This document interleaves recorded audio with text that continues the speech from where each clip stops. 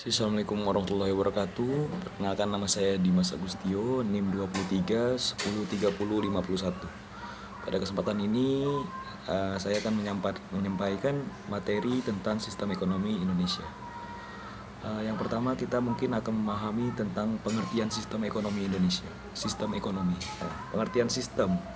Menurut Chester Bernard, sistem adalah suatu kesatuan yang terpadu secara holistik, yang di dalamnya terdiri atas bagian-bagian dan masing-masing bagian memiliki ciri dan batas tersendiri. Suatu sistem pada dasarnya adalah organisasi besar yang menjalin berbagai subjek atau objek serta perangkat kelembagaan dalam suatu tatanan tertentu. Sementara menurut Ludwig von Bartalanffy, sistem merupakan seperangkat unsur yang berkaitan dalam suatu antarrelasi di antara unsur tersebut dengan lingkungan. Sementara juga menurut Anatol Rapoport, sistem adalah suatu kumpulan, kesatuan, dan perangkat hubungan satu sama lain. Kemudian kita akan bedah ekonomi secara pengertian.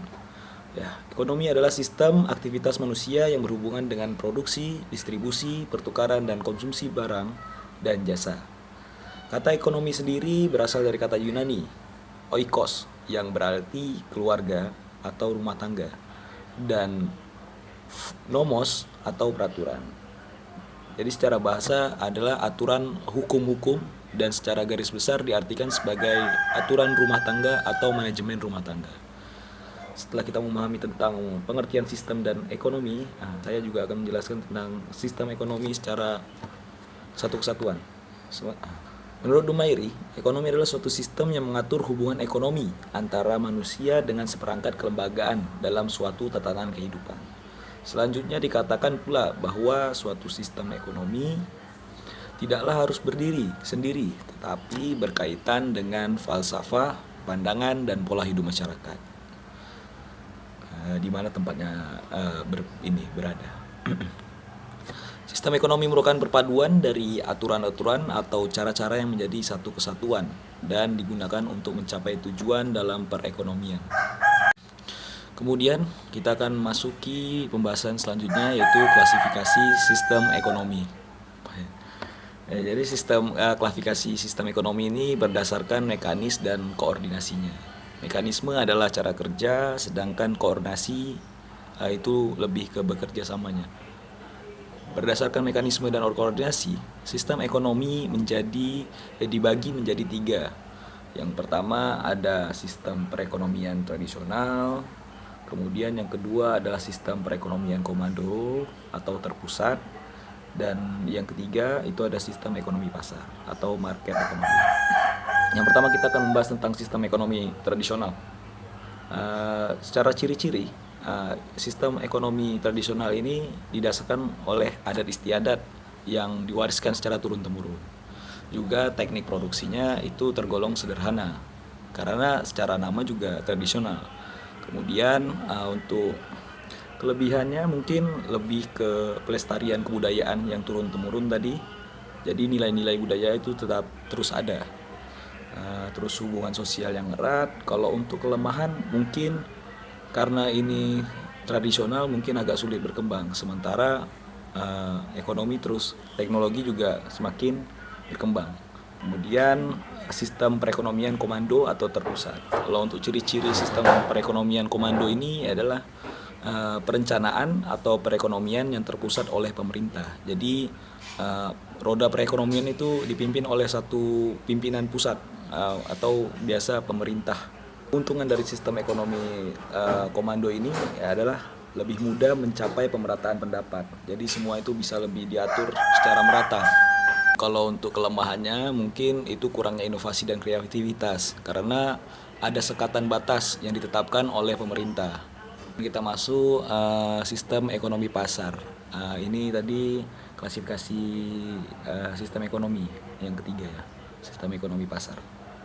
Untuk ciri-ciri sistem ekonomi pasar ini adalah kepemilikan swasta atas faktor-faktor produksi. Kemudian kebebasan bereksperimen dan bersaing. Jadi ini juga menjadi keuntungan juga sistem ekonomi pasar. Jadi siapapun bisa menjadi bos, menjadi produsen. Kemudian kalau untuk kelemahannya mungkin kesenjangan ekonomi yang besar, karena eh, tidak ada yang mengatur kesetaraan, berbeda dengan ekonomi komando tadi, lebih setara kalau komando. Tapi kalau untuk pasar memang lebih bebas, siapapun bisa terjun ke dalam market itu. Kita masuk pada landasan sistem ekonomi yang ada di Indonesia. Secara normatif, landasan ideal sistem ekonomi Indonesia adalah Pancasila dan Undang-Undang 1945. Dengan demikian, maka sistem ekonomi Indonesia adalah sistem ekonomi yang berorientasi kepada Pancasila. Pada sila pertama, ketuhanan yang Maha Esa, berlakunya etik dan moral agama, bukan materialisme. Kemudian di sila kedua, kemanusiaan yang adil dan beradab, tidak mengenal pemerasan atau eksploitasi, jadi lebih adil. Yang ketiga, persatuan Indonesia, berlakunya kebersamaan, asas kekeluargaan, sosionasionalisme, dan sosiodemokrasi dalam ekonomi. Kemudian kerakyatan, sila keempat, mengutamakan kehidupan ekonomi rakyat dan hajat hidup orang banyak.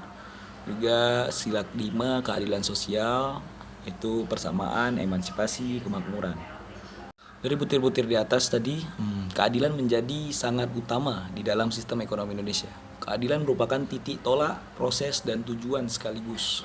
Di pasal 33 UUD 1945 adalah pasal utama bertumpunya sistem ekonomi Indonesia yang berdasar Pancasila dengan kelengkapannya, yaitu pasal-pasal 18, 23, 27, ayat 2, dan 34. Berikutnya kita akan membahas tentang unsur-unsur kebijakan ekonomi. Unsur-unsur kebijakan ekonomi itu ada beberapa poin penting di sini. Yang pertama ada kebijakan harga dan upah, kebijakan produksi, kebijakan perdagangan, kemudian kebijakan sosial, kebijakan keseimbangan kerja, kebijakan moneter, dan kebijakan keuangan negara. Tentang kebijakan harga dan upah, ini produsen ditetapkan harga minimum, biasanya diterapkan pada bidang pertanian. Jadi juga kebijakan harga dan upah ini melindungi pekerja, ditetapkan upah minimum UMR. Jadi dengan ditetapkan kebijakan harga dan upah ini diharapkan kemakmuran sumber daya manusianya itu masih bisa terkendali. Jadi tidak ada istilah sembarangan upah, diharapkannya seperti itu, upah yang layak lah. Kemudian kebijakan produksi ini bertujuan untuk mengatasi ketidakseimbangan antara permintaan dan penawaran. Maka dari itu biasa pemerintah dapat melakukan tindakan-tindakan langsung untuk mempengaruhi produksi.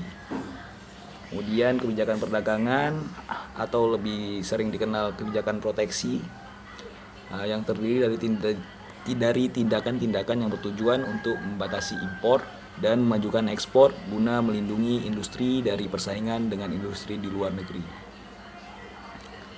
Ini seperti contohnya itu bea cukai. Jadi produk-produk yang datang ke dalam atau dari luar datang ke dalam itu akan dikenai pajak. Itu juga berfungsi untuk melindungi produk-produk dalam negeri.